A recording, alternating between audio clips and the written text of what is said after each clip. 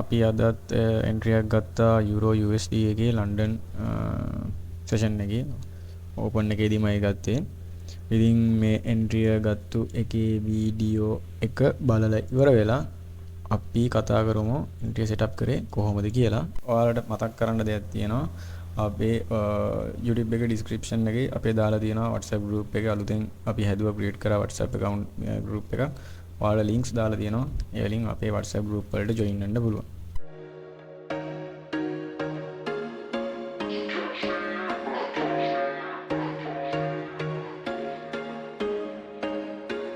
There was once a day that I would pray for you. I'd go and misbehave just so you'd notice too. Sneaking looks up and down from across the room.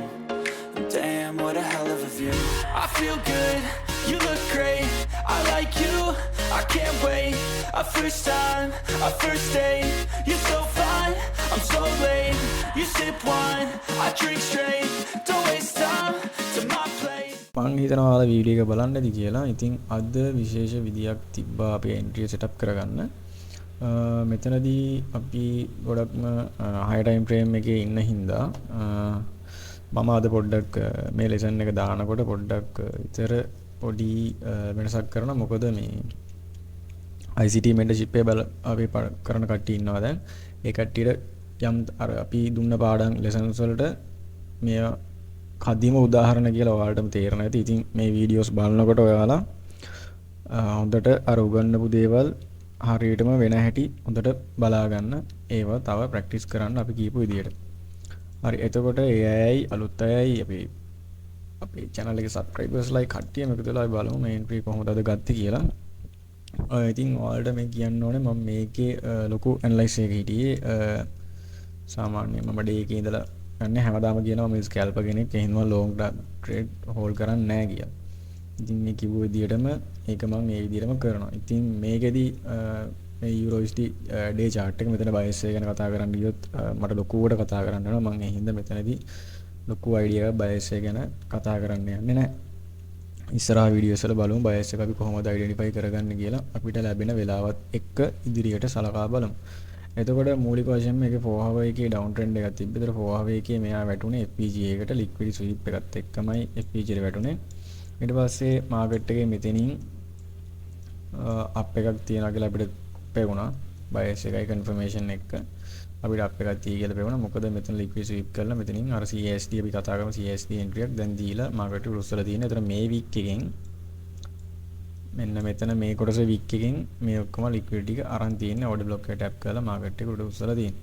එතකොට එක දිගටම සෙල් ගහපු කාලයක් මම ඔයාලට පෙන්නන්නම් weekly මන්ත්ලි රෝමියෝ එයාගේ group එකේ දාලා තිබ්බා එයා ගත්තු CRT එන්ට්‍රි එක එයා අරන් තියෙන්නේ මෙන්න මෙතනින් මන්ත්ලි කැන්ඩල් එකේ මෙන්න මේක ඊළඟට CRT හයි එකේ එක CRT ලෝ එක මේක මෙන්න CRT ගහපු එන්ට්‍රිය මාසයක් එක දිගටම සෙල් එකක් ඔන්න අද මේ ටිකේ CRT හයි ලෝ එකත් ගත්තා.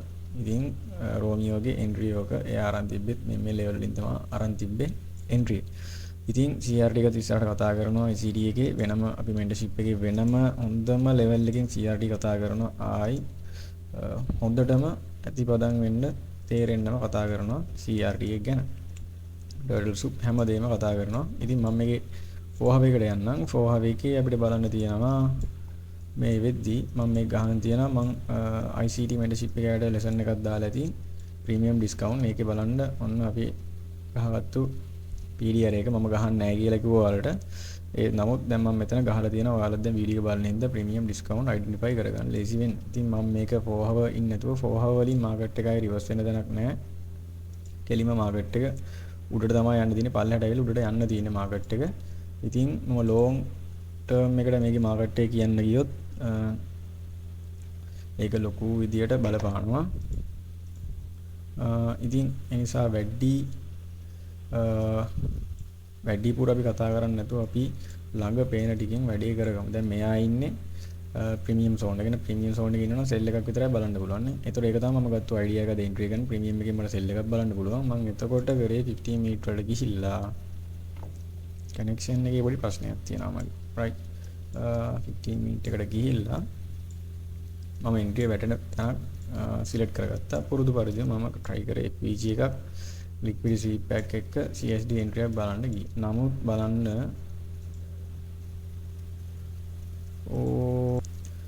right.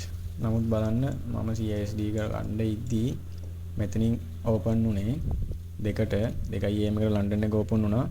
එන්ට්‍රිය ගන්න බැරි වුණා. එන්ට්‍රිය දීලා ගියා. ඉතින් මම එතන wait කරා මොකද වෙන්නේ කියලා බලන්න. ඒතකොට මම දන්නවා ආයි මාකට් එක උඩට එන්න කලින් තව පල්ලෙහාට ගිහිල්ලා තමයි එන්නේ මේ තියෙන්නේ liquidity point. ඒතකොට ওই ටිකට යනවා. ඊට කලින් එන්ට්‍රි එකක් මට ගන්න පුළුවන් කියලා මම දැක්කා. ඒතකොට මම 5 minute එක ඉන්නකොට මම ඊට පස්සේ 3 minute වලට ගියා. 3 minute වලදී මම මෙතනදී identify කරගත්තු දෙයක් තමයි මම ඔයාලට ඒක පෙන්වන්නම් 1 minute දාලා පෙන්වන්නම්. මට මෙතනදී high resistance liquidity point එකක් අහු වුණා. ඉතින් මම එතන predict කරලා මෙන්න මේ point එක predict කරලා මෙතනින් එහාට market එක එන්නේ නැහැ කියලා predict කරලා මම මෙතනින් entry එකක් ගත්තා. මෙන්න මේ level එකේ entry එකක් ගත්තා. FPG එකත් එක්ක ඒ setup එක complete වෙනවා මම මෙතනින් එකක් ගත්තා. එතකොට දැන් ඔයාලට පේනවා accumulation එක, manipulation එක, distribution එක.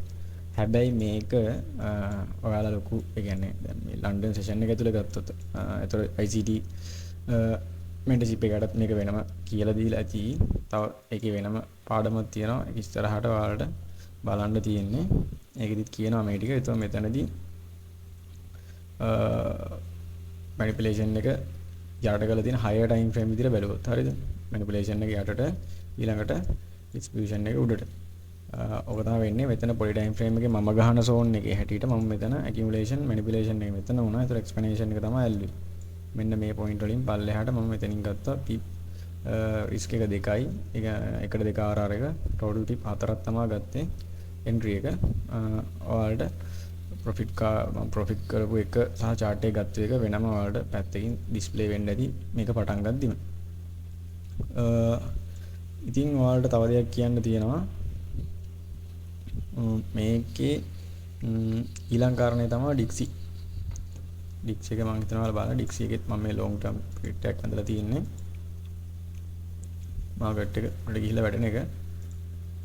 Dixie එකෙත් මම confirmation මේකම බැලුවා. Dixie එකෙත් බලලා තමයි මේ euro USD entry එක මෙතනින් ගත්තේ. ඒතර මූලික මේ entry ගන්න හේතු වෙච්ච දේ තමයි high resistance liquidity point එකක් සහ මම මාකට් එකේ premium පැත්තේ හිටපින්දා sell එක target කරේ.